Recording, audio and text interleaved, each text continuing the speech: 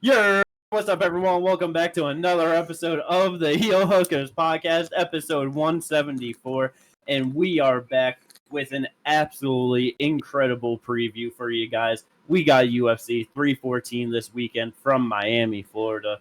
At the top of the bill, Alexander Volkanovski makes his long-awaited return to the sport of MMA after, what is this, a 15-month layoff, I believe? Yep. After his knockout loss to Ilia Topuria, losing the featherweight title, he is back looking to grab the title once more. Vacant bout against Diego Lopes. Absolutely crazy. A whole lot of other great fights on that card. But before the UFC, we do have PFL this weekend, right? Let's go. Burn. It was great last week. It was. It was. I don't know about this week. I don't know enough about almost all of these fighters to say anything bad, so I'm not going to talk shit yet. Got to see how it plays out. It could be fun. We got fun enough weight classes. Yep, we got women's flyweight for one of the brackets, and then we got men's bantamweight. So the two smallest divisions that the PFL has got for the tournaments are going at it. One thing that just looking at it before starting, it's just so crazy to think about. Motherfucking Tyler Santos, the most experienced PFL fighter on this card. Obviously, the best fighter on this card deserves to be in the main event for sure. Yeah. Former UFC title challenger, made it to the finals last year against Dakota Cheva in the PFL tournament. So it's like, she's just a very good fighter. Definitely deserves to be there. But it's like, how did they come up with the co-main event being where it's at? I would have figured you'd want to put like Jake Hadley there if you're gonna do a bantamweight fight right there. I don't know. Hey, Leandro Ego, he's had some fights in Bellator. He's been around for a little bit. I don't know. But yeah, really, there's no real matchup on this card or anything that it's like, oh, this is great. You know what I mean? Honestly, if anything, the only matchup that like I'm kind of just like of just the styles and how it might play out is like fucking Jenna Bishop, Kana Watanabe. That's where it's like, oh, how does that grappling play out? Every other fight is really just kind of, oh, this fighter, that fighter, this, you know what I mean? I mean, with Tyla and Juliana, though, Juliana has 3 losses, and all of them are to Liz Carmouche, and they're all 3 in a row, which is really funny. Yes. So it's like, can Tyla be the second person to beat her in her 4th loss? She should be able to. Like, yeah. Juliana Velasquez, former Bellator flyweight champion, like you said, was undefeated before fighting Liz Carmouche 3 times in a row. Absolutely, like, because it made sense, like, for the first 2, Yeah. She lost her title, she got finished, and it was also, like, an early kind of stoppage, like, very controversial of, like, oh, wasn't damaging, but it's stuck in the position. So then they run it back, gets armbarred in the 2nd round. Okay, like, it is what it is. And then they both go to the PFL, and they're just like, you guys. Like, what are we doing, Look, MMA math, Tyla beat Liz, therefore Tyla beats Juliana. I honestly still think that Tyla's going to win anyway, but I just think it's funny. I was going to say, too, it's like, if anything, if MMA math has taught me anything, there's always a triangle. You know what I mean? So it's like, I just feel like, if anything, that just, Tyla beat Liz, Liz beat Juliana, Juliana's going to beat Tyla. It's just kind of how it works, But nah, 38 years old for Juliana Velasquez, just far past it. Just that got to win after losing the 3 fights in a row to Lisa Maldon, 6-4 fighter going into it. That means nothing. So Tyla's got this easy. My prediction: Tyla wins the tournament. Yep. Same. I agree. You take Dakota out of the equation, and there you go. But it's like I said earlier, though, with just new people coming in on the earlier brackets, like the first 2 women's fights, I don't know any of them. Yep. Yeah. So definitely just got to see what comes of them. I'm obviously not expecting much of the girl that's 8-6, but you got 8-2, 7-0, 6-1. No, yeah. Just curious. That person who's 6-1 has missed weight in her last 2 fights.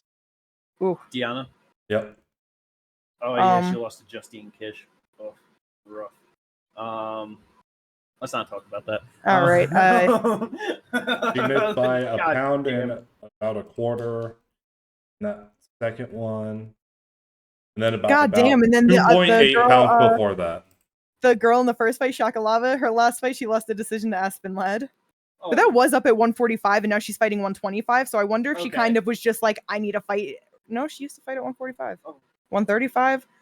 Okay, so she just must have, I don't know, got her shit together and is now fighting in the right weight class. Well, considering she's 5'2". Yeah. So you know what? I'm not gonna hold that against her at the moment. She needed to figure her weight out. She is only 27 years old. Okay, that's where I was gonna look at. Yeah, so she's still 3 inches we got to shorter see than what she her got. opponent. We'll give her opportunities for sure. Yeah. But yeah, like overall, just like really just a lot of the records not too bad. 12-4, 11-4. If I can, 14-3-1, then fighting Jake Hadley 11-4. Like he's making his PFL debut on this one. So that's nice to see. But it just overall not nothing really popping up heading into this PFL card. Just kind of mention it. Obviously gonna watch it. Anything good happens, we'll be talking about it on the review. But yeah, just see how this one plays out heading into the weekend. Huh? Exactly. We will let you know. Yes. Either way. Let anyone that watches, most people is probably not watching PFL, so it's like we'll let you know if there's anything worth going back to watch. Yeah. But let's go. Moving on from PFL, let's get to the good shit. The real reason why we're sitting down to talk for this one. UFC 314. I am so goddamn excited for this pay-per-view. Me too. We brought it up in the last card how we have had 4 weeks straight of no fight of the nights because we've been getting like a good amount of good finishes. Yes. But a lot of decisions and just duds of fights. They're not very exciting, just nothing to deserve that fight of the night. Yep. Yeah. I think we could get something here. Bro, there's no way this card does not produce a fight of the night somewhere. That's what I'm saying. That seems impossible to me, I agree. Especially considering what we got for the co-main. Yeah, because I kind of just wanted, with that, like, there's so many names and fights that we could just rattle off of, like, that could easily be fight of the night, But obviously, let's start at the top like we always do. One thing to mention on this card, especially the pay-per-view portion, 3 fights at featherweight for it, 1 fight at lightweight, and then a fight at 205 pounds. So kind of interesting. A lot of featherweights. All of them ranked people, with ranked implications. We'll get into it, but main event, Alexander Volkanovski, like I said earlier, has a very long layoff, which I think is just so entirely good for him heading into this fight. Yeah. 100%. One of those people where, as good as he is, the state of his career where he's at the end of it, you don't need, the only reason why he wants to, be so active is because he knows his time is limited. He wants to make the money. He wants to get his legacy out there. He doesn't need to stay active to be like, oh, I know how to fight. And, I don't think ring rust is going to be even slightly. No, I agree. I think he is definitely a good enough fighter that's not something that he's going to come in and be like, oh shit, it's been a while, I gotta get into it. It's like, no, he needed the recovery. Yes. Yeah. Needed it. Because coming off of 2 straight knockout losses against the 2 of the greatest people in the sport right now in Islam and Ilia Topuria, coming in to fight motherfucking Diego Lopes, who has just been on an absolute tear in the featherweight division. So many finishes. He had just an absolutely devastating striker. The fucking, getting in close range with Diego, even though he's usually the taller, longer guy in a lot of these fights, is just an absolute nightmare for his opponents, man. And early feels, obviously it's getting into fight week at this point. How are you guys feeling about this main event? Who do you think's going to pull away with the title? I'm honestly still so split. I just don't know how it's gonna go. I think that Diego's best bet to win this fight is to knock Volkanovski the fuck out within the first 2 rounds, 3 rounds, It's hard with Diego because we haven't seen him in a 5-round fight, for one. Yeah. And 2, the few fights that have gone to decisions and stuff where he might have slowed down in the end were very circumstantial, that it's hard to use it against him and to really know where his cardio might be at, because it's obviously the Movsar fight, but that was short notice for both of them. But and then Dan Ige, where it's he's supposed to fight Ortega, and then it's going to be, he's down to the 145 pounds that morning, is no, 155, and then he ends up fighting Dan Ige on 2 hours notice or some dumb shit. 160 or something. Up at 165, he weighed in 161. It was just, whole thing that you can't use it against him. Yeah. But how does he look after 3 rounds? You know, how does he look headed into those fights? And even though Volk has been knocked out in his last 2 fights, I don't think he's a diminished fighter. I still believe he can go 5. I still think he can look great over 5. And if he doesn't get knocked out, I see him beating Diego in a decision. Yeah, because like with you saying like, you know, Volk's not a diminished fighter, like in his skills and ability, like not like even slightly at all. Just the real thing, because he's never had a great chin or anything. He like, you know, he's always been susceptible to getting knocked out. And Chad Mendes knocked him down. Fucking Max Holloway knocked him down multiple times. You know, like it's just one of those things. But it's like back-to-back vicious knockout losses. It's like, what is your actual durability at this point in your career? Going 36 years old, going to be 37 in September.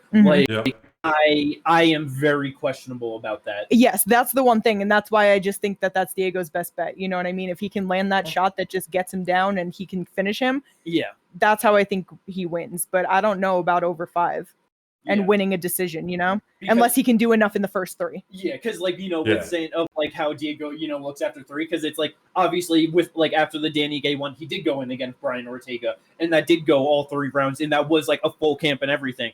Fucking, he was the most active with outputs and strikes in round 3, throwing 105 total strikes. Like, so that's why I didn't bring that one up to use against him. That's why I'm just saying like after 3, you know. But and I do believe that like I don't know, it's so hard. I'm sorry, because it's like that's where it's like I definitely do think that it's going to be very hard for Diego Lopes to win a decision.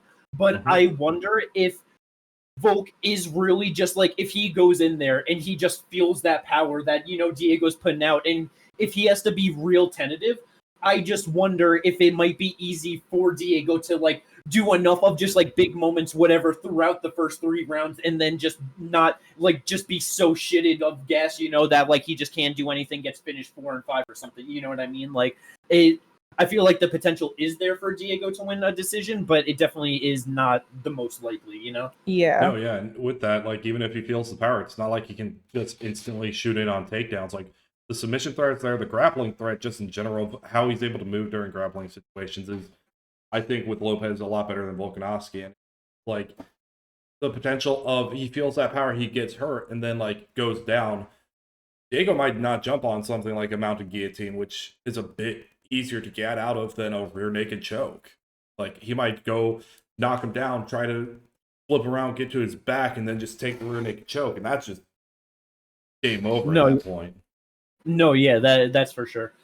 Because I, like with you saying of just like, you know, not being able to go to takedowns because of the threat. Honestly, I feel like Volk's gonna shoot takedowns on Diego Lopes, honestly. I really wouldn't be surprised if he tried to take him down and like just put him on the ground. And because it's one of those things where it's like Volk being short in stature and just like as strong as he is very good at like standing over his opponents and getting ground and pound off with not actually like fully committing to like the guard or something like that. You know what I mean? So it's like I wouldn't be surprised if Volk maybe is, because it's one of those things where it's like on the feet, like getting in the pocket with Diego, he could get clipped, go out like it's that, you know? So it's like all the way in, all the way out. If he's going to get in, try and grab a hold of him, drag him down to the ground, make him actually work and like really test that cardio. You know what I mean? Like I feel like that's a very live game plan for Volkanovski. No, that could be. It just all depends on like how strong Diego Lopes is comparatively to Volkanovski. Because the thing is, very true. We've seen him in a clinch situation where, like with how did I forget? Sadiq. Yeah. And just also just blasting uppercuts in there. Like that's the big thing with that is if he is not able to get him down on the initial shot, it depending on where it is, it's like it might be better to at that point disengage and try and keep that body lock, because all of a sudden he brings it up, he gets his underhooks, and all of a sudden, boom, uppercut, he's out. Yeah, for sure. It's like there's definitely a whole lot of risk in, you know, like just getting close to Diego for sure. You know what I mean? But it's like that's where I don't know if he's just wants to be 100% on the outside of like touch and move. I don't think he's going to make Diego work enough that he's going to get tired, you know, and and then that's going to keep him live into the championship rounds of being able to still land like that one big shot to put him out, you know. And Volk's a fucking smart ass fighter, man. He's one of the smartest in the game, like all time. I don't know. I really see him fucking shooting some takedowns, trying to get ground and pound going. I see what you're saying with that. I think one of the things that I think the biggest weapon for him in this fight is going to be his leg kicks, like it was against Max Holloway. Because Diego Lopes is a boxing heavy fighter. He is heavy on that front leg. So I think the leg kicks are going to be instrumental in how Volkanovski actually can win this. That's for sure. That's just a big key of his game more generally, but it's like that will just definitely be a big factor. Man. It's so goddamn good. I'm so fucking worried for Volkanovski heading into it that it's like it's just as I feel like I'm trying to talk Volk up because I need to in my own heart of like push away the fear with like, nah, Volk, it's okay. I get it, but I want Diego to win, which is I hate the feeling so bad. I hate it. Because Volk just seems like one of the greatest guys in the sport too. Like just such a cool, nice guy, just always fun, always just having fun. You know what I mean? Just the fucking like, just so great for the sport. So it's like to see him fucking be able to reclaim that title and like against the next generation of fighter coming up. It's like who the fuck is able to do that? You know what I mean? Like it's goddamn impossible. Like no one at 104. I mean, it's like only Max and fucking Jose, and Volkanovski have like lost their title like in a legitimate way, you know. But it's like Max and Jose, as soon as they lost their title, like Jose, I mean, it was I don't know, he kind of, it was a different circumstance and stuff with like Connor vacating and so, but you know what I mean. But like it's hard to reclaim it, you know. So it's very good fight though.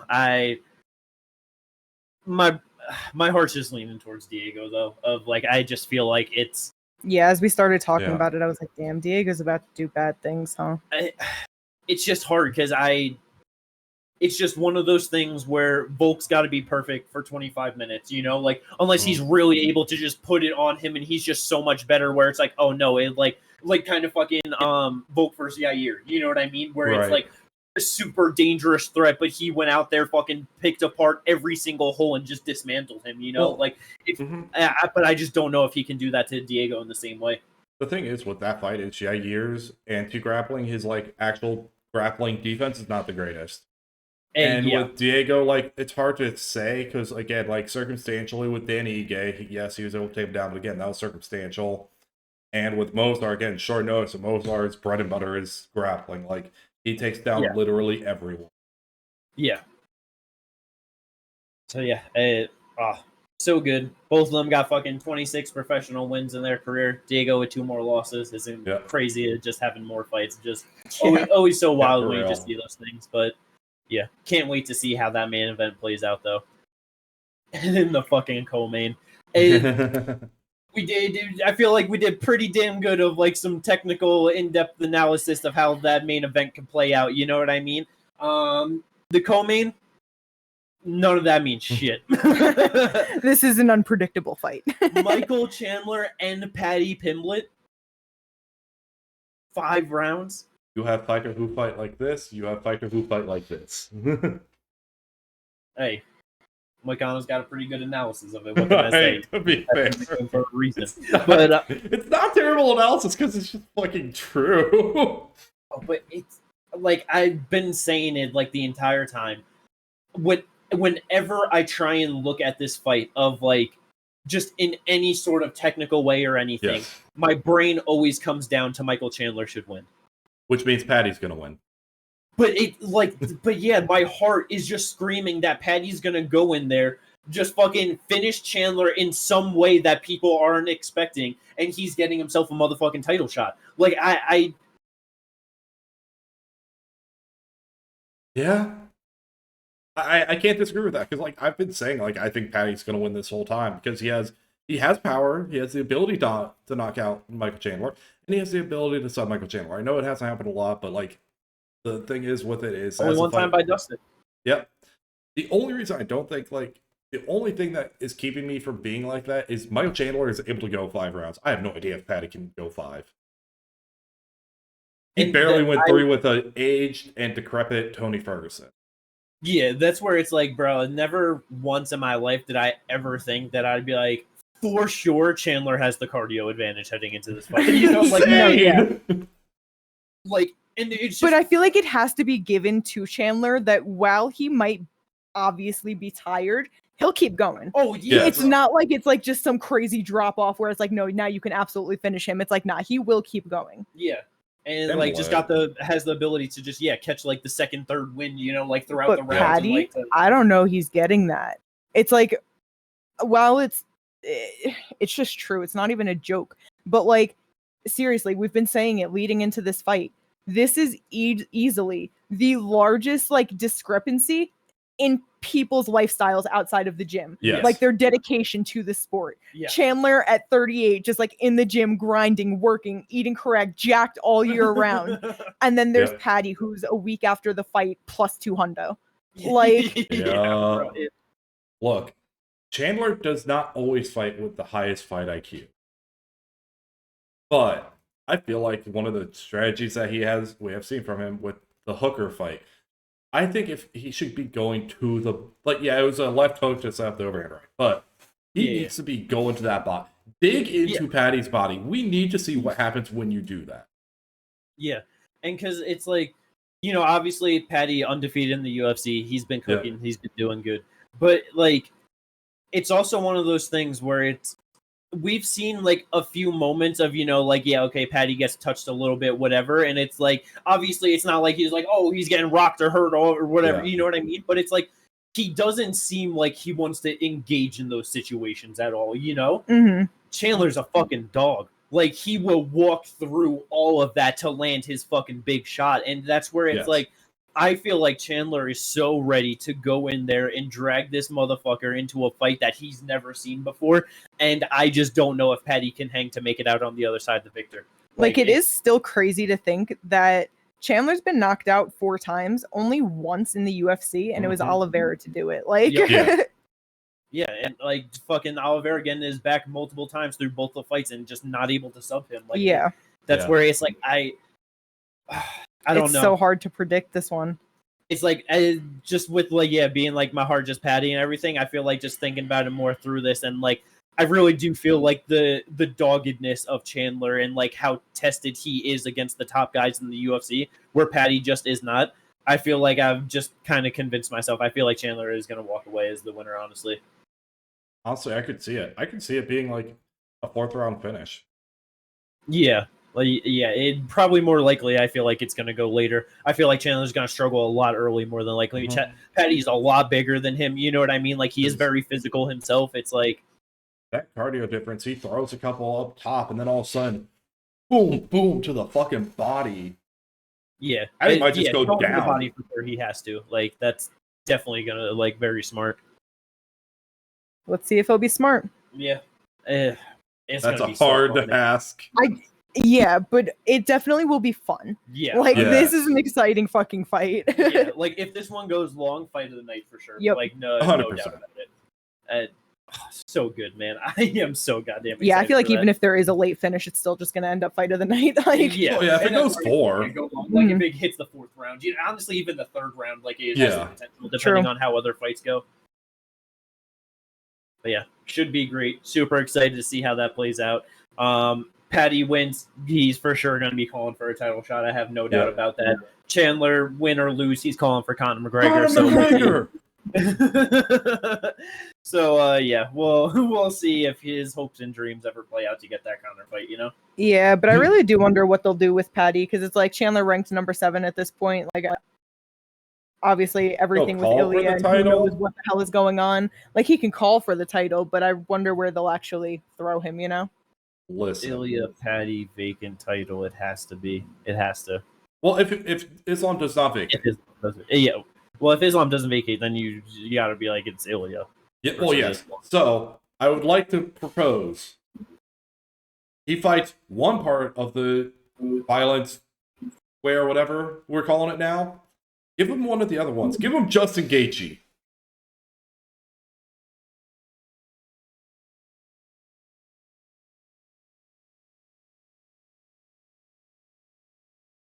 I hate that fight so much. Because Paddy could go out there and sub him in the 1st round. Possible. And that would be extremely sad to see. Yeah. Gaethje being physique and be like, I want a title fight, and then there's like, here's Paddy, and then he just goes out there and gets subbed, like he's retiring on the spot. Yeah. Like that would be so sad. Oh my god. But Fine. Fine. Let's Strike see. that, Charles Oliveira. That just seems like when fucking they did Whitaker and DDP. You know what I mean? It's like he got the win. That's good enough to just be like, just do it. You know what I mean? Right. You don't fucking go to the guy. You know what does Paddy do to win that fight? He doesn't have the size. He doesn't have the striking. He doesn't have the grappling. He doesn't have the durability. He doesn't have the cardio. Like Oliveira is literally better in every single category by levels. Yes. Like what? Like yeah, you don't do that fight. You give him the title fight. You do fucking Islam versus Paddy if you have to. It doesn't matter. You just do it. Like because obviously, yeah, he probably just easily gets smashed. But like, you give him the opportunity. Nah, he needs to fight somebody else. He can't beat Chandler and get the title fight. You definitely can. What would that be? 8 wins in a row in the UFC? 7 wins in a row? Yeah, 7 wins in a row. Beat a top guy. Tony had to get like 12. 7? Tony had to get like 11, 12. It's fine. He's I'm the just new saying. cash cow. We don't know exactly what's going on at the top. He's probably going to need another fight either way. Yeah. Hey man, all I know is that if Islam is going to defend the title, he wants a new fight. And I know Ali Abdelaziz is going to do everything he can to get Gaethje in there, because then he gets a double paycheck on that one. Yes. But the UFC might just go to Paddy. We'll see. Maybe. Great fight. Can't wait to see how it all plays out at 155 pounds. This next fight, featured bout, it's here. It's coming up. John Silva called for it, and he fucking got it because Bryce was down. Bryce Mitchell versus Jean Silva in the featured bout at 145 pounds. I hate this fight. It's like, I love it. I know obviously what Bryce said was wrong. It was extremely wrong. One of the most wrong things you could even say. But brother, this is not the way to go about it. You don't just make it worse. Like, this is only going to be worse on his brain. Oh my god, bro, he gets smashed. Like, I know the grappling, it's, you know, we haven't seen it tested for Jean Silva. I don't care. I still think he smashes him too. Yeah, bro. Devastating, absolutely vicious, horrific round 1 knockout. I don't know how much smiles and playfulness there's going to be from Jean Silva in this one. I think he's just going to be going right out there looking to fucking take his head off. And yes. I would just like to point out that Jean Silva has only 2 submissions on his record. Both of those being guillotines in the first round. I don't think he's going to look to sub him at all. I feel like he's just going to look to put the hands on him. Well, like, yeah. Even if he shoots. Yeah, no, he's going to shoot in and he's going to catch a flying knee. Yeah, like, bruh, oh man, this is going to be spectacular. Yeah. Like, Jean Silva, because that's where it's like, I'm a little bit curious, because it's like, obviously there's like just that bit of tension and everything with this fight, and it's like, Jean Silva legitimately goes out there like looking so playful with his opponents and just does the most brutal things to them immediately afterwards. I know. What does it look like when he actually wants... Like, is he going to go back to, like, just clanging on the cage and barking at him? Like, what is this going to look like? I kind of hope so. I hope so. Really get into the head of Bryce Mitchell. Literally, I feel like Bryce would, like, for a second get a little shook, like, the demons are here. The demons. Like... He might start praying right there, but yeah. Because it's like, even thinking of his last fight with Melsik Bagdasaryan, he dropped him to the floor and he's looking like, huh? Yeah, like he smiled and put his hand Yeah, out. he said no. Yeah, and like, the fighting nerds, man, they're fucking different. They're on a fucking roll. And he is different within them. Like, he's the wild card, man. Like, I was about to say, he's the Michelangelo of the group, right? That's the orange with the orange band. from a TMNT? I don't really know the Ninja Turtles that much, honestly. I just don't remember. Yeah, I get them all mixed up. I don't know. I would have guessed Michelangelo was the blue. No, that's Leonardo. I know that much. There you go. See, I don't know shit. But yeah, either it's a monster, man. Yeah. He's getting himself a ranking next Tuesday for sure. Yeah. I have no doubt dog. about that. And then for Bryce, it's it's like he might go out there and get it done, and it's like if he does, then I'm it's just like, not sure if he does. yeah, it's but it's like if he does, then that's obviously just a great win for him, and it's like I don't really know what the UFC will want to do with him, and you know what I mean. Like I'm just curious because it's obviously like they don't do shit about people saying stuff, but it's like depending on things like they don't I don't think they really want to give him like just be like, oh yeah, we're gonna push him now. You know what I mean? Like I don't. Who's one of the hardest hitters right now outside the He's ranking? fighting earlier on the card. Oh wait, is it this card? Yeah. I mean, if Sean Woodson gets a win, you think they're like, well, Sean Woodson next. Something like that. Maybe, yeah. Maybe. You know who deserves a shot? Top 15 is Steve Garcia. True. Oh my god. They might do that. Trying to get this dude knocked out. Yes, I am. Oh man, I've been a Bryce Mitchell hater before the shit he said. You guys can attest to that. I get it.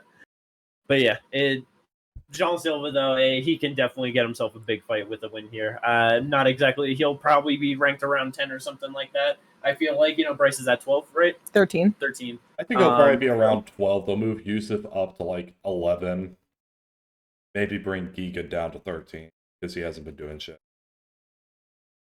Yeah, because it's like Josh just losing to. Like I wouldn't be surprised he just kind of gets bumped back a bit. Like just wouldn't be surprised get a little bit of a shuffle with him, and because they're gonna want to push him too. So I can see Cater getting pushed out the rank. Oh, you got Danny getting bumping out, Bryce Mitchell getting bumped out. Steve Garcia might get a top 15 ranking without having to fight a top 15 opponent. It's very possible. Yeah. We'll see how all of that plays out. Just so much going on at 145 pounds because this next one. Yet. Yep. It's very possible that because we're saying of like, everyone's going to get bumped down anyway. Yeah, like it's very possible because we got motherfucking Yair Rodriguez back taking on UFC debutant and Patricio Pitbull, the fucking legend from Bellator, greatest Bellator fighter in their history, no doubt about it. 2-weight division champ.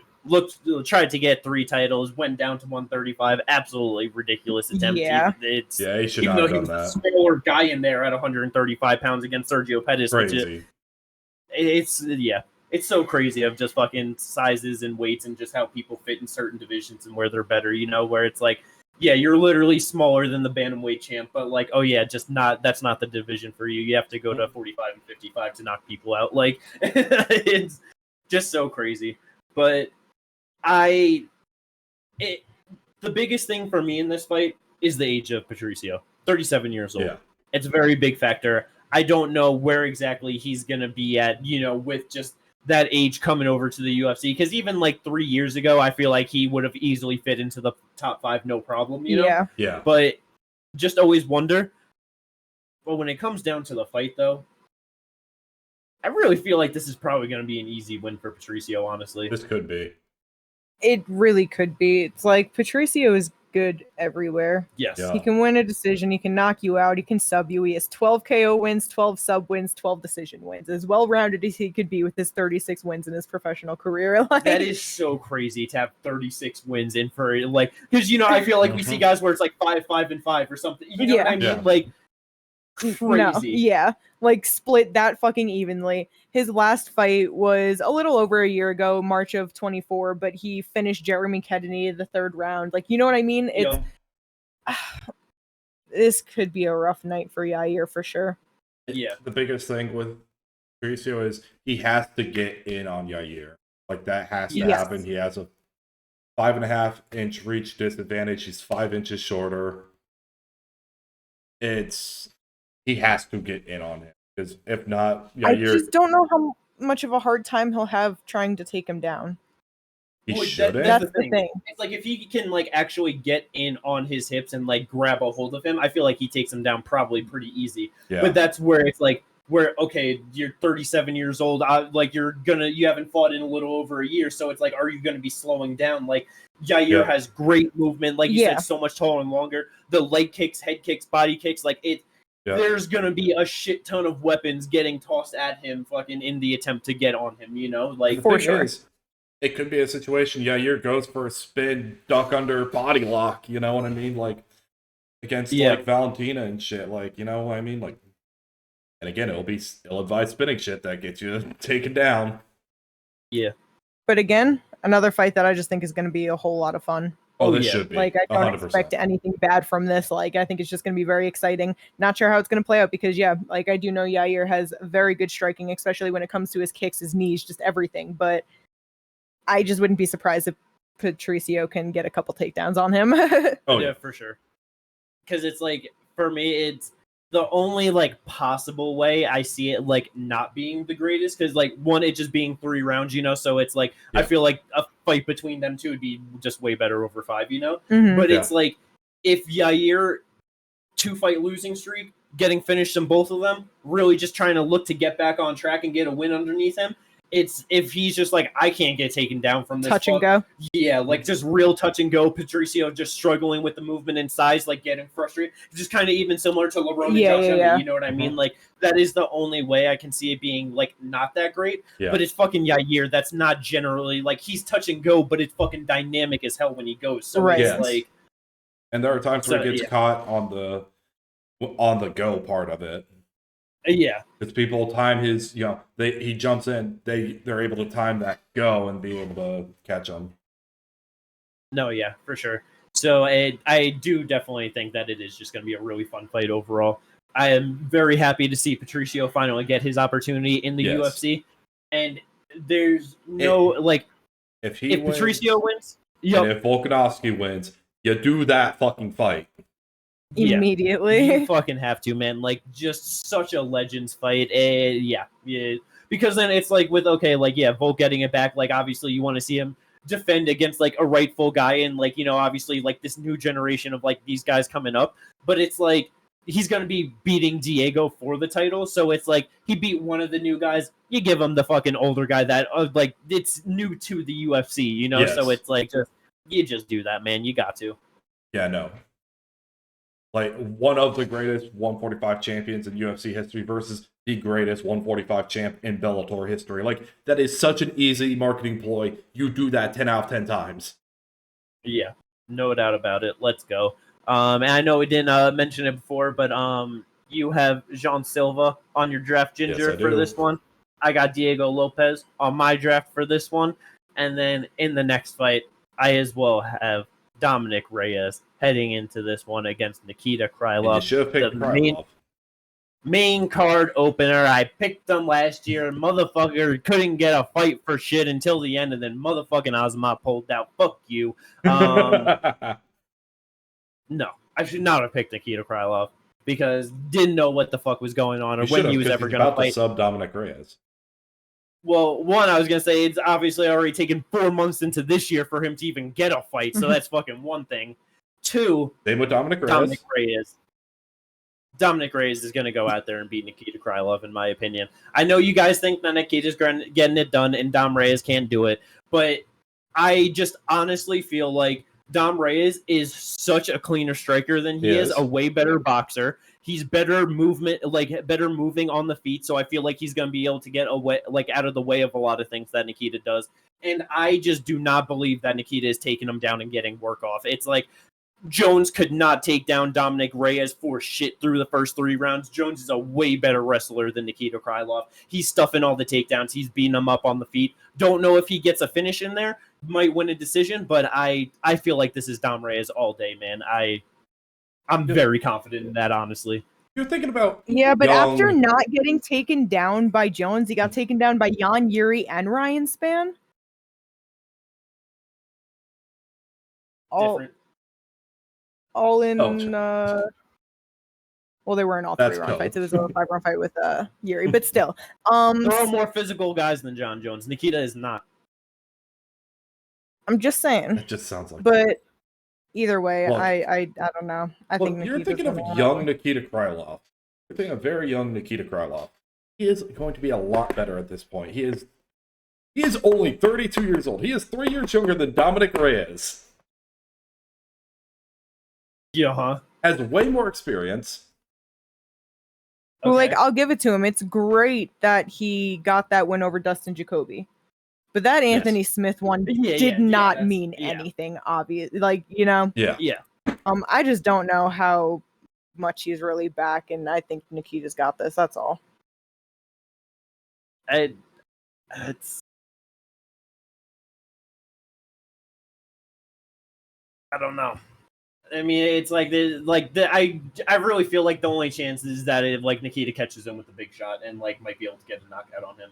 Like I really do think that that's like the path to victory for Nikita in this one, honestly, because it's like Dom like in the last two is obvious like with the Anthony Smith one, is one thing, but like with the Dustin one, just did very good of like avoiding the big shots and just being like way better on the feet because it's like just fucking all the losses before that, you know what I mean? It's like Ryan Spann, it's like Dominick Reyes is a much better fighter than Ryan Spann, dude literally just walked into a fucking jab from a big ass motherfucker and he just got put down, you know what I mean? Like fucking spinny shit from Yair, fucking lost to Jan. It's like with you saying that Nikita has like more experience, like he definitely has way more fights. Dom Reyes has way more experience against the top level, like the top end of the 205-pound division, like in my opinion. No, that's fair. I can't disagree too much with that. But, like, I don't know.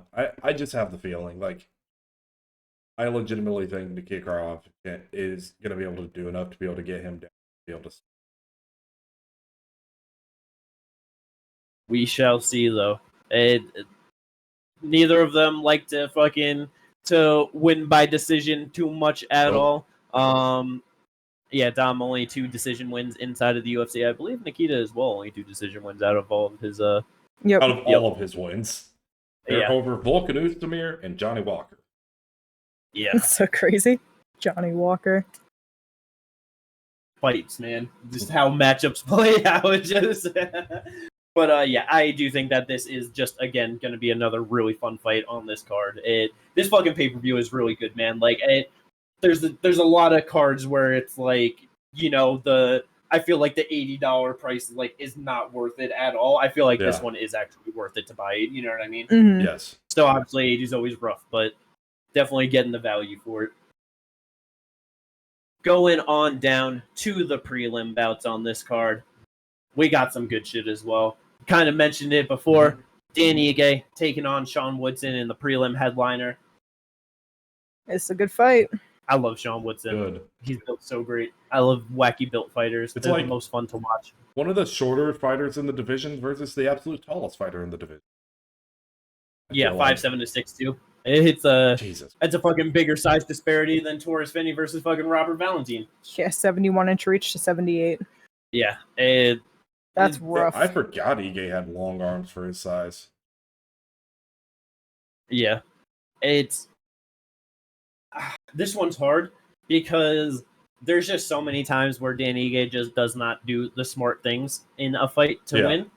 And so it really just makes me struggle sometimes of like, okay, who's actually, when he's going to win, when he's going to lose. Almost a 50-50 fighter in the UFC, 10-8 overall. His losses are just most of them really not bad. Lerone Murphy, Diego Lopes, Bryce Mitchell, Mobsar, Josh Emmett, Korean Zombie, Calvin Kattar, Julio Arce. It's like, you know what I mean? Everybody in the rankings other than Julio Arce in his UFC debut. Yeah. Like, you know what I mean? Like, it's just one of those things. He loses to a certain level of fighter.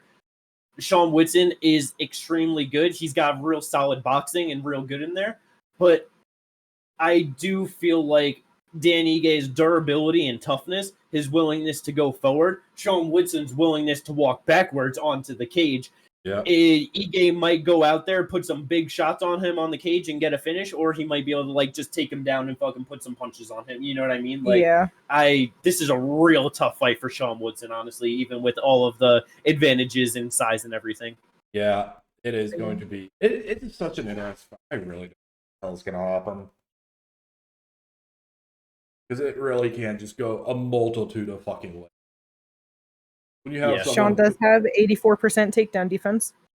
This is very good. Yeah. I don't know who he's really fought that's like trying to take him down so crazy. That's where I was like looking. I'm just like, what? Wait. Yusuf Zalal and like Cheris didn't do anything. Jourdain didn't do anything. Mayo was Yusuf and probably Arosa. I was just looking at numbers. No, yeah. It's like, but yeah, I'm just like Yusuf and Arosa are probably the best grapplers that he's fought, which that's not a great level, honestly. No. And it's not like Danny gets some lights out grappler either, but he does got some solid wrestling on him. He can use that to take people down, beat them up, you know. Mm-hmm. Yeah.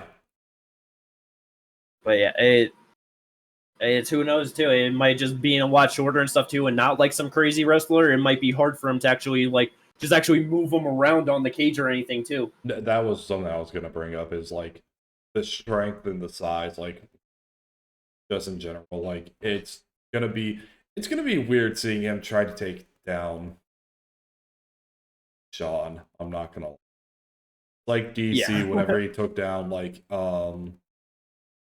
Bigfoot. Or like that size difference.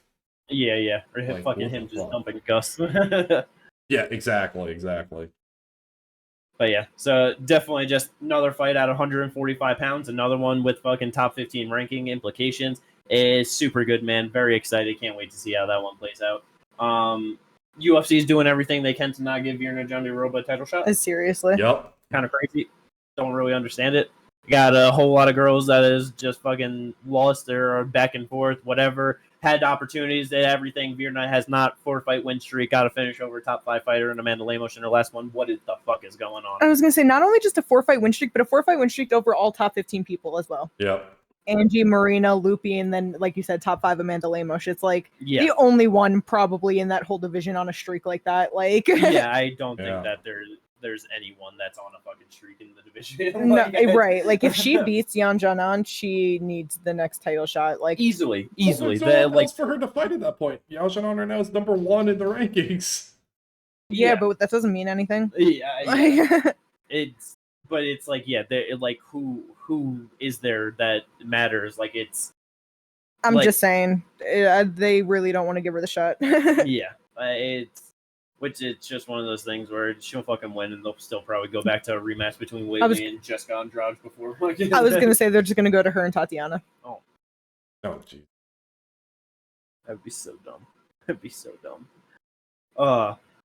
Yeah. So hopefully she can get a good win in there. Yeah, I do just really hope that she looks good, gets another finish, so she can be like, yeah, give me my motherfucking title shot. Yeah. Like, let's fucking go, man. Like, I know she's not some marketable fighter or, like, you know, just has hype or anything like that, but it's like, come on, man. It's just that at some point, fucking meritocratically, you just got to give people their chance, you know? Right. No, exactly. Like, that's the thing. Like, what does she have to do to get this fucking title shot?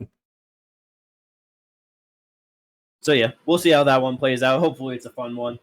The next one. I'm so excited for this. I am, but also not. Yeah, poor old man. Why does Chase Hooper hate old people?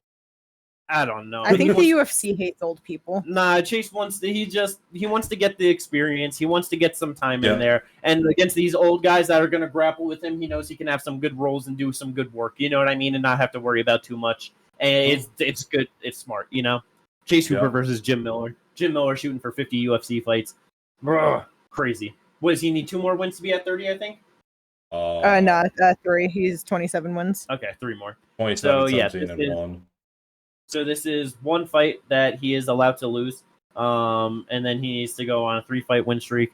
And then give him then he's allowed to lose another one. 50. I don't know. But 50 fights, 30 wins. That's incredible. It's just debuting guys that he can knock out in round 1, motherfucker. Another Nicholas Mota. Let's go. Come on. How about Claudio Polias? Sure. I want Claudio to try and rip his knees apart so he can never fight again. What the fuck? Won't happen, though. Probably not. He could probably win that one. but yeah, Chase is about to fuck him up, though. Yeah, yes. It should be some fun grappling before it ends, though. But he probably just goes in there too big, too dominant, and Chase is so good at grappling, man. It's fucking. No, that's the thing.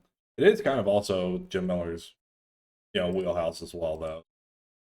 Very true.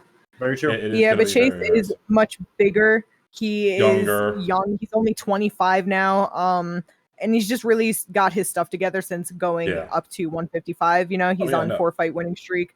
It's just 100%. the win over Slava Claus and then into Clay Guido, just like an older vet and into Jim. I just think that he can get it done. Yeah, No, for sure. 100%. I can see that. But let's go. Those are definitely the most meaningful fights on the prelims. We got Sumadarji on the prelims. He's always down for an absolute war, so I feel like that could be a fun fight. Yeah. But yeah, other than that, just a solid card overall. Darren Elkins, Julian Rosa could be some fun. Yeah. Let's go. Dricus versus Michelle Olejchuk. Hopefully, that should just be a fun fight. Like, let's be fair. Michelle Polish does his thing, you know. Yeah, let's go, Michelle Polish. Let's go. He wins this one. I honestly believe he can do it. No, Sam.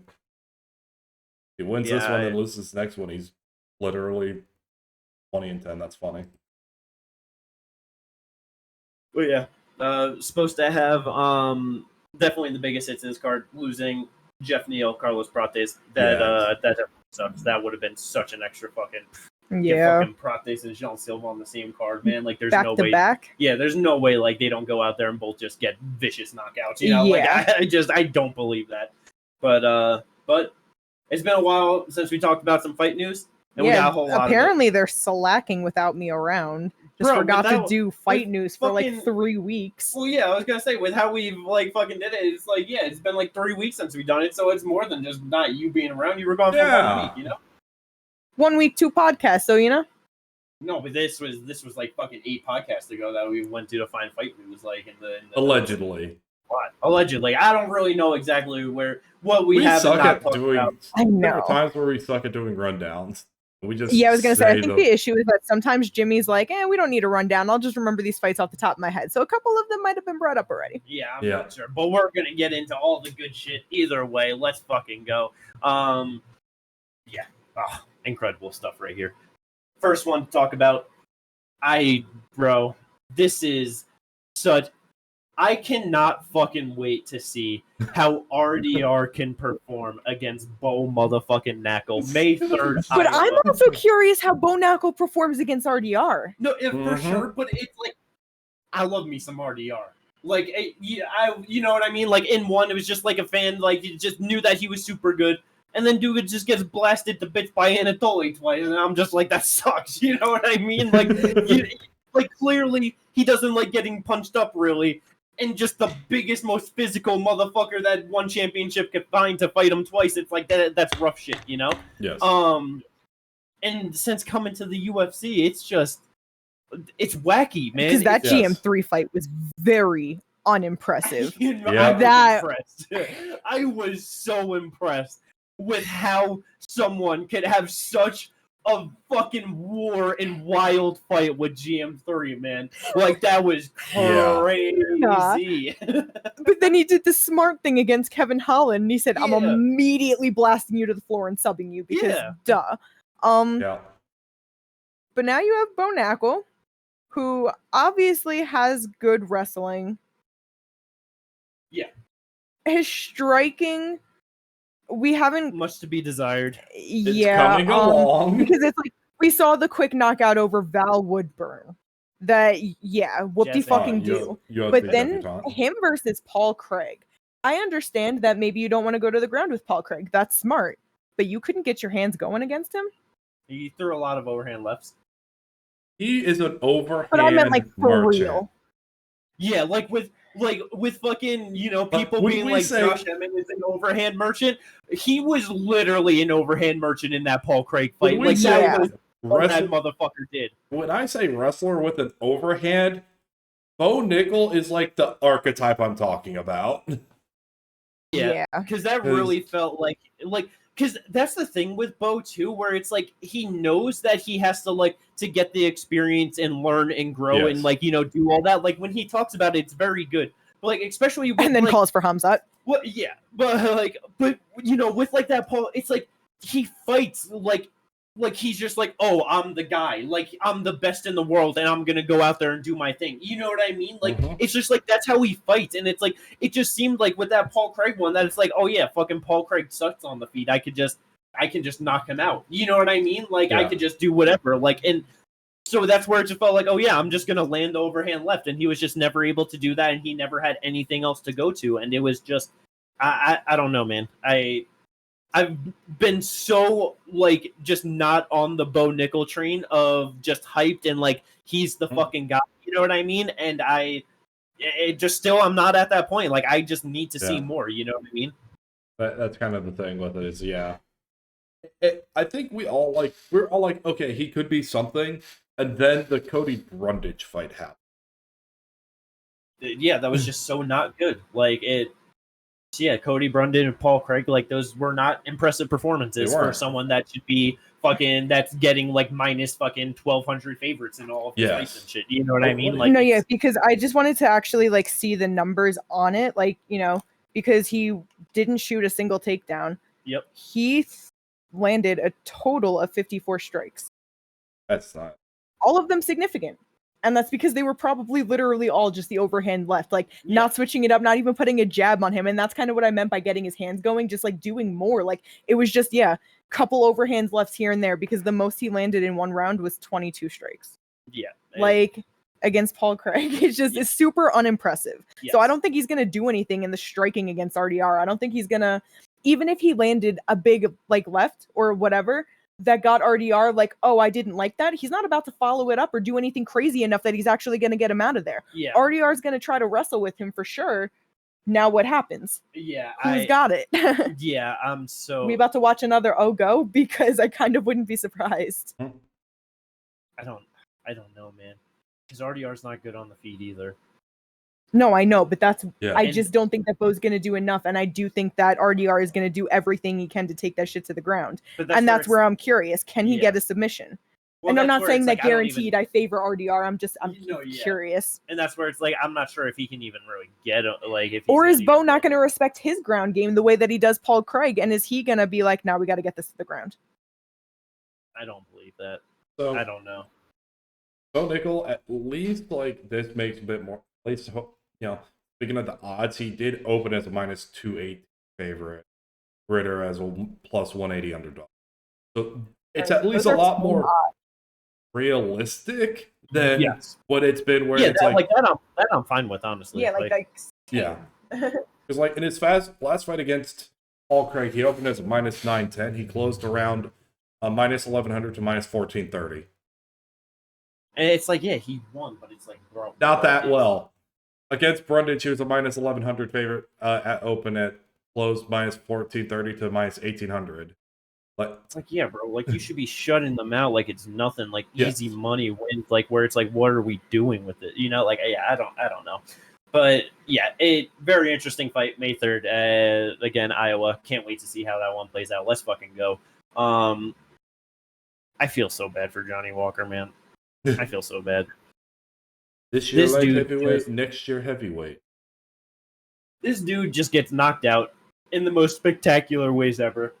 Yes. And it's just sad every time. And they're just giving him an amazing fucking boxer in Azamat who's got great power. And this is just going to be a round 1 or 2 knockout for Azamat. And it's going to be ridiculous. June 7th, UFC 316. Yep. Yeah, that's how I feel about that. He's probably going to get knocked out in the first. Yeah. Yeah, I don't think there's really much else to say about a Johnny Walker fight, especially these days against anyone that's solid coming up. Yep. Like, because like Azamat don't got a gas tank, but he's a great boxer and he has power, and you don't need a gas tank on Johnny. You just got to land a punch on the chin, and he's gonna have a fucking Looney Tunes ass reaction to it. So it's like, So let's go. Brought up Paul Craig before because he lost Bo Nickal. Well, he's taking on Rodolfo Belato May 17th. Rough fucking shit for Paul Craig, man. Yeah, moving back up to 205. Yep, so I do think that's good for him. I didn't like the move for him at 185. Yeah. The potential of like, okay, but it was like, what, he got fucking, what was his first loss? Muniz, right? He beat Muniz, then he lost to Brendan Allen, Kaio, and Bo Nickal. Yeah. It was just like, after the Brendan Allen one, it was like, okay, like this isn't where it's at, you know? Mm-hmm. But so we'll see. He can always pull out a wacky submission, but Belato probably just knocks him out or something, honestly. Yeah, It's it's just funny because again, Belato, 2 losses, both of them to Vitor Petrino, getting knocked out in both of them. So yeah, he did go to a majority decision draw against Jimmy Crute, though. It's, I don't know, man. It's Paul Craig. Yeah, I forgot about that. That was a quick turnaround. That just happened in February. Yeah. Yeah. We'll see what happens with that one. Always like to see Paul Craig compete, though. Alonzo Menifield, he is back taking on Oumar Sy June 14th in Atlanta. Oumar Sy by sub? Probably, yeah. But just good to see Oumar Sy get a nice step up and see where he's at in this 205 division, you know? Oh, shit. Wait, he's undefeated. First round knockout, Alonzo Menifield runs into the cage head first, knocks out Oumar Sy. It's incredible. Nah, I don't think this will be the one. Probably not. Probably not. Yeah, Oumar. I'm pretty confident Oumar Sy can get it done. No, yeah, I agree with that. And it would just be nice, new blood in the division. 29 years old. Hell yeah. Love Need to see those new names, hell yeah. Yeah. Also on that June 14th card in Atlanta, we got Rose Namajunas, my girl. She is back taking on Miranda Maverick. It just kind of, I know that like they were training together, and then I forget what, because it was who pulled out when Tracy filled in for Rose? Or like to fight Rose, you know, on short notice. Like Macy Barber. Macy Barber, that's what it was. And I just know that it was like Macy pulled out, and Miranda Maverick kind of threw her name into the hat of like, hey, I would take this fight.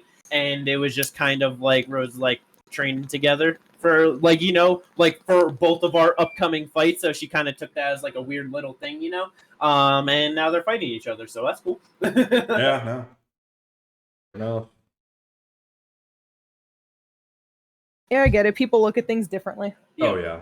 But Miranda's like, I'm not going to hurt you, though. I'm just going to try to wrestle fuck you. It's what I do. Yeah, Rose, obviously, it just has been declining and just is not at the peak of her prime anymore. But 125 also isn't the place for her, I feel like, either. Yeah. She'd still win this. Yeah. I was just going to say, though, I feel like that might just be the only... Like, if Miranda wins, I feel like that's going to be the biggest issue, is that Miranda's very physical, very strong. She's not, like, huge, like, height-wise and length or whatever, but she's just very built for 125. So, like, I am curious if she's going to be able to just, like, take her down and kind of hold her and not really do much with it. It might not be an exciting fight by any means. Yeah, that's possible. I just could see that happening. But if it's not like that and Rose can defend it, it's Rose all day. Like, yeah, I do think just, like, the movement striking in general is really going to give Miranda problems. Like, I feel like it's just going to be, like, maybe at some point in the round she might be able to kind of, like, run forward, get her up on the cage and kind of, you know, but it's, like, I feel like it's just going to take too long and, like, it's, like... No, yeah, I 100% agree.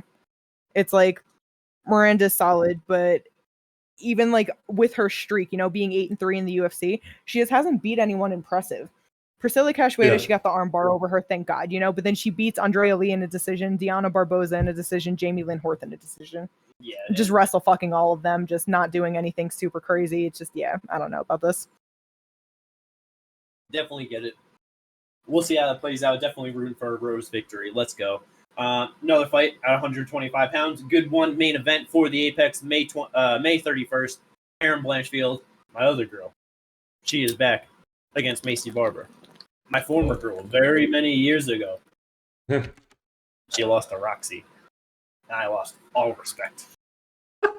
I'm going to be honest. I haven't really cared about Macy Barber since. I know, it's so funny because you really are never like that when somebody loses, but just certain losses can really do it for you. The real big thing about it is because it was also how she handled it. She got the knee injury in it, and like, credit to her, she was trying to tough it out and get it going, you know what I mean, and still fight, but just couldn't do it. But it's like, she acted like it was only the knee injury of why she lost. And it's like, you literally got outstruck by Roxy before that knee injury happened. That was god-awful to see. Like, all Roxy was able to develop in the striking across her fucking so lengthy career. Like, she just such a fucking vet and a pioneer for women's MMA. But it's like, all she was really able to develop was like a decent jab. And she just completely outstruck Macy Barber. Like, it was just... And then I thought she lost the Miranda Maverick fight after that, too. Like, it was... Right. Just wasn't good. Yeah, no, there are certain losses. Hell, there are certain sequences where I'm like, I will always remember this sequence. Yeah. And bring it up whenever you fight, because it's like, there's a chance. Yeah. So yeah, it's just one of those things. She definitely has been like just putting it together better and like developing more and like, you know, really getting into her own stride. Yeah, because it's like I know she was so set on being like, oh, the youngest like champ or whatever, but it's like she still is only 26 years old, so like actually could have developed over that time, you know. Oh yeah, and like she has, like for sure. You know, like fucking top ranked women's fighter now, you know. What I mean? Like and deservedly so. But I am interested to see how this one goes. Because I'm actually not entirely sure. Yeah, this could be a hard fight for Erin Blanchfield, honestly. Because it's what we've talked about in the Erin fights all like every time is she needs to work on her striking. Yes. And she honestly needs to work on her takedowns as well. If her grappling is going to be her bread and butter and like getting submissions or ground, whatever it may be, you know, like if submissions is going to be her thing, she definitely needs to get that grappling going more. She's really good at the chain wrestling, but she's not good at actually grabbing the fucking takedowns. Yeah. So it's like, if she can't just hold Macy or like get her down, she's just going to be running into shots. Yeah. Like, because that's where it's like Macy is like a very solid striker. Like she does have like good power too. She's a physical fighter in there. So that, because it's like, I feel like with the takedowns of Erin, I feel like it all stems from her movement.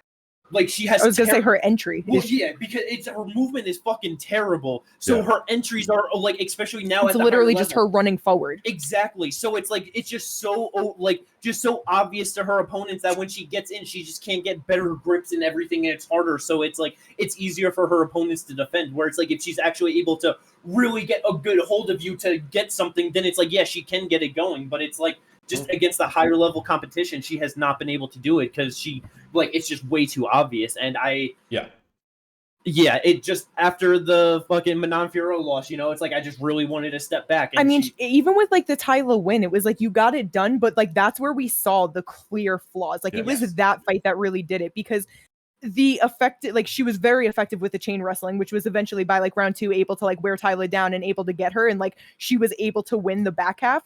But throughout the whole thing, she was just running into shots. She was getting punched up. She was the one that was like bloody. You know what I mean? Yeah, like cage control and it was just like she just really pushed hard enough to get through that, but then she couldn't get in on Manon and Rose.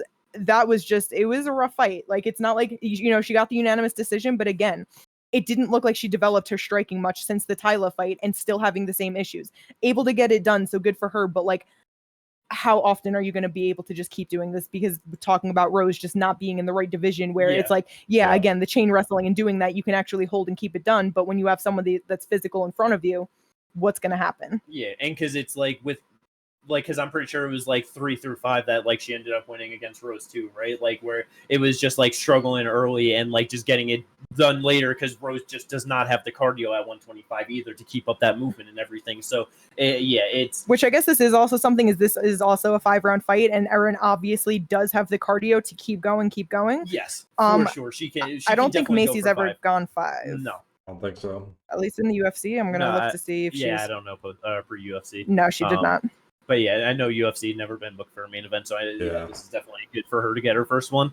But so that is also in question. Like, you know, it might even be the same thing where it's like Macy might be winning the first 2 rounds, but Erin's tough as hell, so I don't think she's going to get her out of there. No, but she might pick up the back half. Yeah, that is definitely the. You know what? Okay, I think I'm leaning towards an Erin decision. I wasn't really sure how I was leaning. I was a bit more like, oof, how is this going to go? But I think I'm going to actually lean Erin decision on this one. We'll see. I think I slightly favor Macy to win 1 through 3. Honestly, like I think she might have enough to win the first 3 rounds, like potentially, and like it's. I just don't know, man. I don't know. It's hard. It's just going to be without her getting like a step back, getting more time to develop. It's really going to see how, like fight by fight of how if she's able to like just pick up on any things in training and just add it to her game. You know? No, that's true. So we'll see how all of that plays out. It is a very solid main event for the Apex, though. I really do like that one. Hell yeah.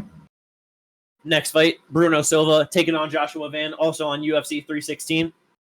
Let's go. Joshua Van, second round knockout all day. Let's fucking go. Very excited for that. Or just a fun-ass decision. I don't care. I'd love to see Joshua Van fight. Joshua Van via 186 significant strikes. in 15 minutes. Actually, no. In like 12 and a half, and he gets the finish in the third round. I think the pressure and the strikes is just going to be too much for Bruno Silva. Yes. It's like, you know what I mean? It's like Manel yeah, and like the body shots from Joshua Van, like I feel like he's going to hold him up second round. Like that. He needs to survive so Van can get his numbers back up because of the last fight. I know, and that's where it just sucks because he's going to land like 70 fucking significant strikes to get him out of there. So it's like, it's hurting us. You're too powerful for these guys. But yeah, super excited for that one. Let's go. Should be a good one. Finally official. Been rumored for so goddamn long, and I have so many mixed feelings about this one. This makes me like really sad, honestly. Benoit Saint Detroit BSD Benoit Saint Denis. He is back taking on my boy Joel Alvarez. Let's fucking go. UFC 315, Montreal, Quebec, Canada.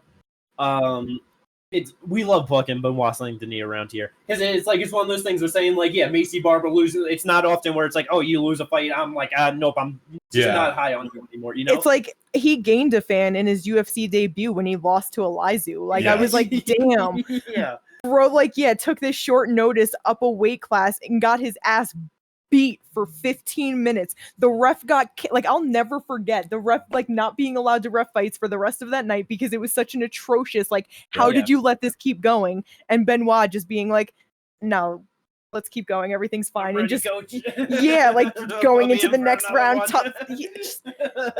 I was like, damn, God of War for real. And then he goes on a nice streak against solid people, but it's like a knockout win over Frivola into Dustin Poirier is criminal. Yes. Yep. And then the Moicano one was just sad. That was bad. That was sad. Just Moicano's grappling way too dominant, physical, just beat him the fuck up. Like, it was rough. Because it's won the second round, on all judges' scorecards, I'm pretty sure, but just still. But because of the domination of the first round, it's like, all he needed to do was get jabbed up a little more and face was done. Done. Supposed to go fucking the rest of like the last 3 rounds. Hell no, you can't.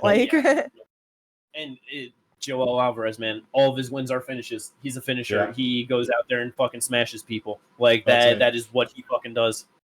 Both guys have more submissions than KO/TKOs on their records. Kind of an interesting thing, but this is gonna mainly be a stand-up. Like there's gonna be the grappling moments and exchanges for sure, but like that's where it's like it just to that point of them having more subs. Like this is gonna be a fucking bloodbath, man. It's gonna be violent. Wait, it's kind of funny because they both have 3 losses. They've both been knocked out twice, and the only decisions on their record are their 1 decision loss. Nice. Absolutely incredible. Yeah, Benoit's also never won a decision. That's what I thought too, but I wasn't 100% sure on that. But so it's finishers through and through. It's so good, man.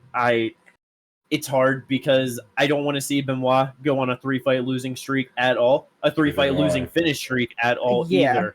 Same. But I really want to see my boy finally get his opportunity inside the rankings and finally start pushing his way up towards the title. It's like, because that's where it's also like, if Joel goes out there and gets finished, he's packing his bags and moving up to welterweight, and I'm just not too sure if that's the greatest idea. I feel like it could just be a thing of like, the Jalen Turner thing where it's like, okay, I'm too big here, but so let me go up, and now I'm too small. I get finished, and now I got to go back down. I don't like, I know you're talking about like frame wise and everything because it's like he is 6'3" with a 77-inch reach. Yes. And he definitely doesn't have that same skinny feel as Jalen does, I feel like you can tell that I think he would put on a little bit more, so it could be good for him. Yeah. Especially at 32 years old. Like, I'm just. Like, that might be the move. That's where it's like, I feel like if you've been able to, like, because I think he's missed weight once or twice, right? He missed weight twice, so back-to-back 2020, 2021. So it's like, I feel like even, like, that being, like 3-4 years ago, it's like you're into your 30s now and you're making it consistently, it's like, I just feel like he can, like, it's, I don't know. I just feel, But everyone's different, you know what I mean? So, but... Oh, fuck, this is gonna I just don't want to see Benoit lose. I would really like to see a win. I would feel bad for Joel, but it's like, pack it up and go to 170 and have a good time. Oh, God. Fuck. It's so sad. Yeah. Because that's where it's just the thing, though. It's like you go out there and you get finished by Benoit at 155. How are you not getting finished by top guys at 170? You know what I mean? Like it's rough. Maybe he gets subbed by him. Maybe. You know, and then it's like, who's gonna sub him up there? Sean Brady? Yes. All right, whatever. But at least he'll be chilling. He'll get some good wins. Yeah. We'll see, though. Should be amazing. Speaking of welterweight. Yep, and because mentioned for this car or for UFC 314 that Carlos Prates, he was supposed to be on it. Jeff Neal pulls out. Well, we were supposed to have Khalil Roundtree fight Jamal Hill for a main event April 26th. Jamal Hill had to pull out. So what did they do? They said, "Hey, Carlos, you want a main event?" And they said, "Hey, Ian Gary, you want to take another short notice fight against the fucking monster of the division in the main event?" Well, let's do it. 5 rounds, main event, Ian Gary, Carlos Prates. Both on Kate's draft. First head-to-head matchup of the year of the draft, and it's Kate versus herself. I know. I'm so sad because doing the draft didn't realize I had picked so many fucking welterweights, and then I was like, nah, it's fine. Things will line up because just of where the state of the division is, and originally it was working. Yeah, it was cooking good. Yeah, it was perfect. Fine. But Jeff Neal pulling out, and of course Ian's like, fuck it, I'll do it. Yep. I'll do it again. Like, brother, come respectable, but goddamn. What a fight. Yeah, I am. Great fight. I didn't realize that Carlos Prates has like a 3.5-inch reach advantage on. Yeah, that's one of the things about Ian Gary is he's tall with the division at 6'3", but he doesn't have that 79-inch reach. Just 74.5, a regular build. Yeah. I don't know, man. I'm so curious to see how this plays out because I feel like more than likely Carlos just goes out there and gets the knockout over Ian Gary, honestly. But it's like I would not be surprised if him just pushing in, being aggressive, just too fast, too early. Ian's just able to catch him with some clean counter striking, and he puts him down himself. Like he has been finished before. He's been finished in the first round multiple times. I'm pretty sure all of his finishes are in the first round. I think we went through that. Yeah. I wasn't exactly sure, but I knew it was multiple. So it's,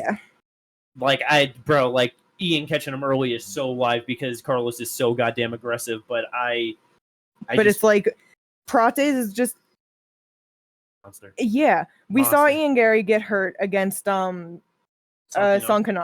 And it's like he came back to win that fight, so that's great for him. Yes. But he can be hurt. It showed, Yeah. And then you have Carlos Prates that shows that he's not, I'm going to put pressure on you and it's something that, Ian can get out of because it's just too many strikes. It's like one shot and done. Yeah. All of his last finishes, left hook, knee to the body, straight left, head kick. This one actually says head kick to ground and pound, jab, strikes, ground. It's one shot kills. Yeah. For the most so part, all he needs is that one shot. He doesn't need to clip him and follow up and do all this crazy shit. He is a one shot killer. Yeah. He could put Ian Gary out. Yep. Yes, he can. And it's like Ian Gary's definitely going to have the grappling advantage for sure, but it's like I'm not because it's like obviously he was able to get the grappling going in the moments with Shavkat, but it's like obviously Shavkat has had a lot of circumstances in his more recent fights, but it's like I'm starting to just feel like I don't think he has the wrestling at the top level of the division. You know what I mean? Yeah. He has the grappling, he has the striking, he has a lot, but I just feel like the wrestling is lacking. So and that's where I'm just also I don't know if Ian Gary will have the wrestling against Prates because it's Prates is also his takedown defense from the short time we've seen him in there is pretty solid. He has good balance. He could stay on his feet. He's shutting down Neil Magny's shots. Yeah, because that's where it's just thinking about that. It's bro, the fact that Neil grabbed the single, he's hopping on one foot, and in that position, Carlos forces Neil back. What is that fucking strength and ability and flexibility, balance? You know what I mean? That's fucking insane. How are you not just easily getting pushed back, about to tip back? Right. Yeah. So I probably Prates first round knockout, second round knockout, something like that. But I feel like he might be able to get it done. If he can't, though, the biggest question is, of course, going to be the guy that smokes half a pack of cigarettes a day. What does his cardio look like in a 5-round fight? He said he's averaging about 10 cigarettes a day. That is half a pack. It is half a pack. And that's only when he's in camp and stuff, right? I don't know. I'm pretty, because didn't he say when he was partying, then it could be like, did he say he's smoking like 2 or packs or something like that? Like, Yeah, if he's partying, of smoking. course, because he's drinking. He's also always smoking, always high, which obviously not hating, but bro, his face of just like in the fucking press conference and in the fucking arena watching the fight, just mouth open, just. Hell, him in the last one lighting up. Yeah. So that's love just this obviously man. always going to be a huge question of if you can't get him out of there, what do you look like over 5? If And he the doesn't thing get a finish in is- the first 2 rounds, he's getting subbed or losing a decision easy, honestly, in my opinion. The thing is, like, it's not like the way he fights is the most energy exhaustive. It is up to the opponent to make it energy exhaustive by going for takedowns and things like that and making him work. Because the style that he fights and like the pace that he fights at is not a high clip at all. That's true. Yeah. That's very true. Because, yeah, it's definitely more of just, like, because it's one of those things where it's, like, pressure can just be applied in different ways, you know? And it's, like, he's definitely just always, like, right in front, like, you know, looking for that strike, you know what I mean? So it's, like, but, yeah, great fight, man. Can't wait to see how that plays out at 170 pounds. We're getting some of these fights of these guys quicker than we thought. And it's Yeah, fucking dog. goddamn incredible, man. Let's I go. mean, Ian Gary a part of both fights. no, yeah, and then like JDM wins against Bilal. We could easily get JDM versus Sean Brady. Yeah, JDM Shavkat, like, yeah, It's live for everything at that point. shit is cooking at 170 pounds. Let's fucking go, man. Prates versus Buckley. Going on down. Huh? Prates versus Buckley. Yeah. But going on down to 135 pounds, 2 title fights announced for UFC 316. They're going to the rematch. We figured it was going to happen. Murad versus Sean 2. It's like, it's one of those things where people are just so, like, people can't just fucking look at context, you know what I mean, to, like, just draw from the bigger picture, and it's just so goddamn annoying sometimes, because it's just, like, you know, people be like, oh, yeah, what if fucking Sean O'Malley get an instant rematch, you know what I mean? It's like, what, like, he fucking, like, easily lost the fight and, like, only had 1 title defense, whatever, but it's like, okay. It's like, let's look at the landscape. We have 2 people that we could plug into a title fight that, like, in any way really deserve it. It's Sean O'Malley and it's Petr Yan. Those are the only 2 people. Yeah, either way, it's a rematch. Sean was way more competitive in the Murad fight that makes you think he can do something to change that fight than what the Petr Yan was. So it, you know what I mean? Like, Sean's the bigger star. Like, he was more recently a champion. It's like, why is it surprising or, like, so crazy that he's getting it? It's like, yeah, it's not the most deserving. You could say Petr Yan is technically more deserving, being on a 3-fight winning streak. But it's like, what? No, that's true. Because, like, seriously, it's all the guys that have been potentially like, oh, they're getting their shot to move up, are just getting shut down in the back half of the division. Nobody's on a streak right now other than, like you said, Petr Yan, which is what, a 2-fight winning streak? Is it 2? I thought it was 3. I'm sorry. 3. I feel like I keep thinking that. No, it's 2. It's Long Yadong and it's 2. That it's 3. Okay, yeah. So it's like great wins, obviously. You know what I mean? Yeah, and, like, but it's a 2-fight winning streak, and like you said, they're both rematches in Sean and Petr, and it was just an absolute domination in the Petr fight. Yeah. Sean, I hate to like even like defend him at all, but it's like he did also go into it injured. You know, he had surgery afterwards because of it. Like, you know, it's whatever. There's not much going on right now at the top for anyone to be the clear, like, no, he absolutely deserves it. You're fucking him over. No one's getting fucked over. They just need a fight. Exactly.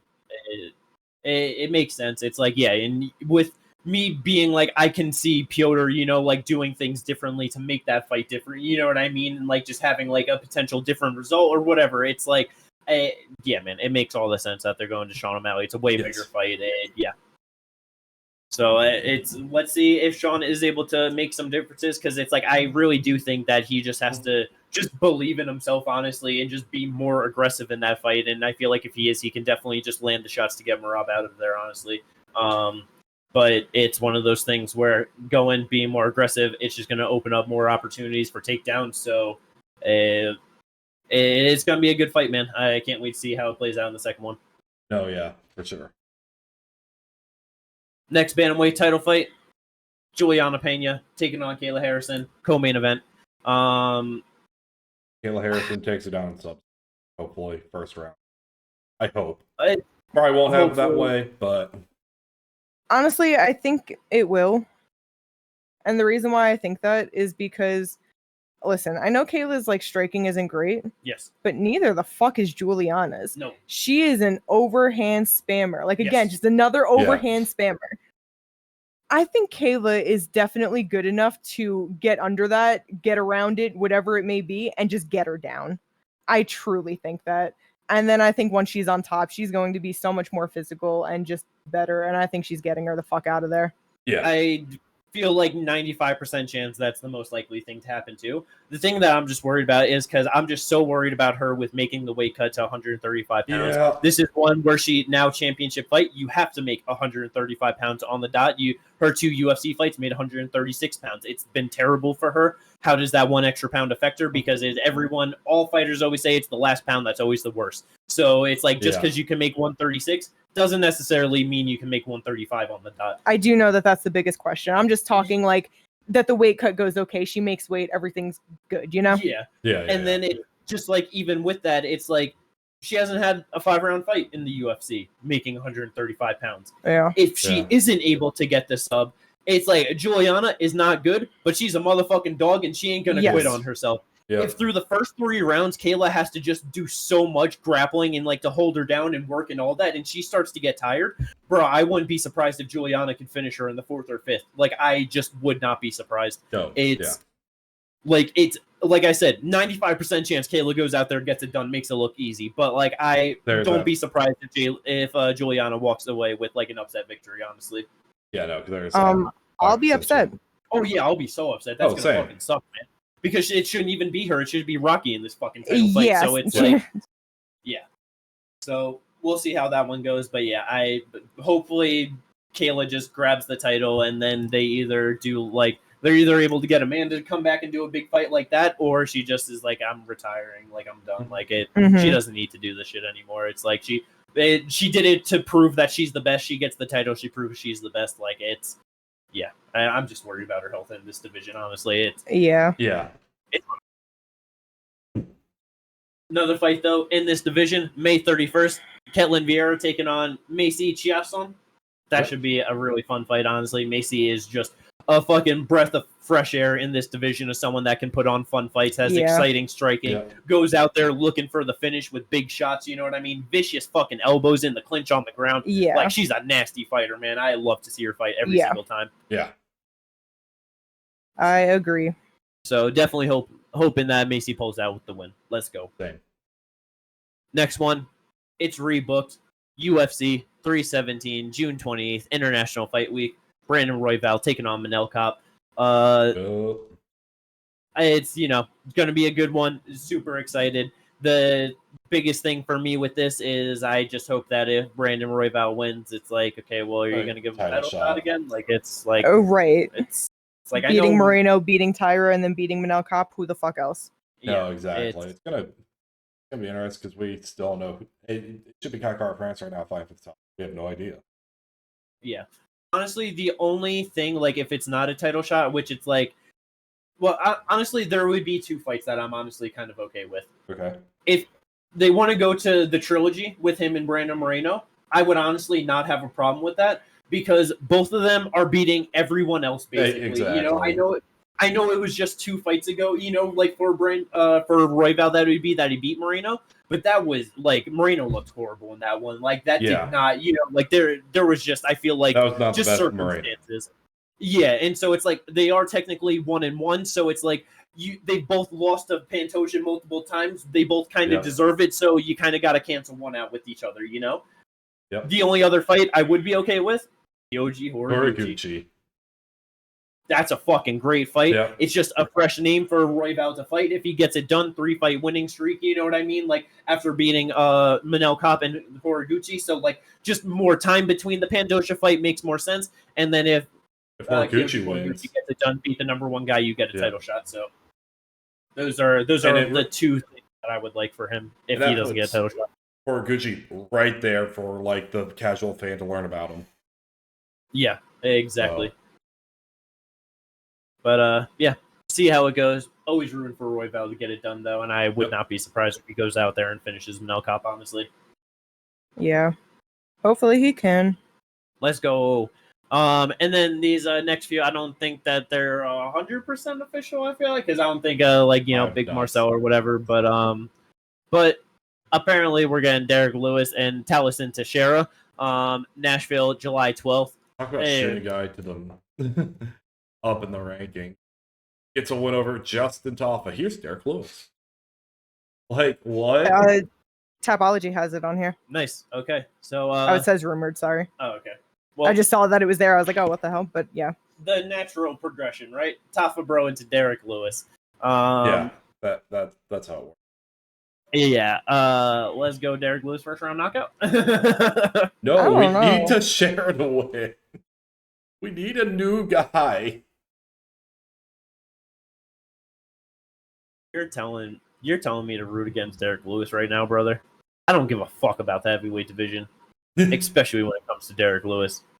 He's winning. That's what I always will root for. I don't care if it's an up and comer, a vet, whatever, what's right or wrong for the division. I want Derek Lewis to win. He's trying now, man. He really is. Six pack. Let's go. But yeah. So we'll see how that one plays out, though, at heavyweight. And then was saying that Hill and Roundtree, they were supposed to fight main event April 26th. Yep. Apparently, it is getting rebooked to June 21st. Azerbaijan card for the UFC. It's very interesting, and love that they're going there. That's just awesome. That's awesome. It's cool. But like before going to Spain, there are a lot of places they're going either there before or haven't been to in a long time that they could also be going to. It is interesting how they decide these. Yeah, it's just one of those things where it's like, yeah, they gotta stop going to the fucking Apex and start going to different places because it's like, yeah, this just feels like just more old school fucking UFC of like, yeah, just going to a random country to try and fucking help build the fucking sport here, and you know what I mean, like help fucking do something. Like, yeah, fucking Azerbaijan, you could have easily put fucking Rafael Fiziev in the main event. Yeah. There.